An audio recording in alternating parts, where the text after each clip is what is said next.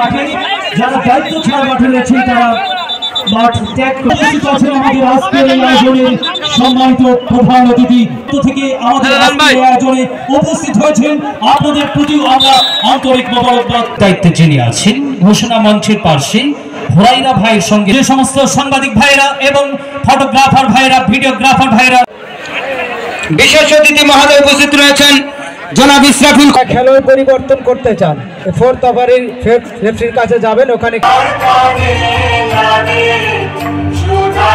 রহমান রমন যিনি প্রধান উপদেষ্টা, প্রধান পৃষ্ঠপোষক, এ পর্যায়ে বক্তব্য রাখার জন্য বিনীতভাবে অনুরোধ করছি, দৃষ্টি আকর্ষণ করছি মিডিয়া।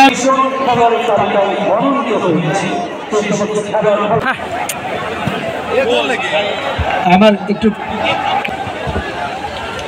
আপনারা উপভোগ করছেন বগুড়া ফুটবল একাডেমি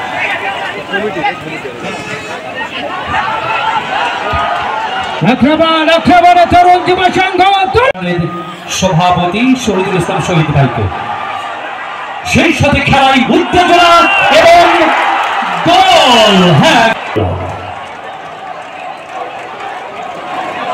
চমৎকার খেলা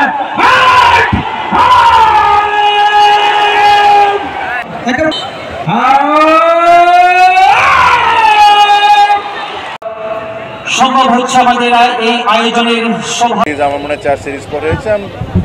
আমি অনেক বিশ্বাসী এই টিম নিয়ে। আমার কাছে মনে হয় এই টিমের সব কিছুই আছে সাকসেসফুল হওয়ার জন্য। আর এরকম একটা টিম যখন 4টা-5টা সিরিজ খেলে যেটাতে 4টা জিতে, তো এটাকে আমরা ফেলিয়ার ধরতে পারি না। একটা এত ভালো পারফরমেন্স করছে, একটা সিরিজ হয়তো বা জিততে পারে না, বাট আই এম শিওর যারা এখন আছেন ওনারা বুঝেন যে ওনাদের আরও বেটার হইতে হলে কী কী করা লাগবে, সো আই এম শিওর তারা করছে। না না ভাই, ওটা আমি তার এক্সপার্ট না, বাট আমি এতটুকু বলতে পারি যে ফুটবল যেভাবে করে অর্গানাইজ করছেন ওনারা, বা যেভাবে করে পাবলিকের ইন্টারেস্ট আসছে, এটা খুবই পজিটিভ একটা জিনিস। টেকনিক্যাল পার্ট আমার বলা উচিত না, যেহেতু আমি ওই স্পোর্টসকে বিলং করি না, আমি ক্রিকেটার। সো বাট ফুটবলের আমার কাছে মনে হয় ওরা অনেক কিছু এখন সঠিক করছে।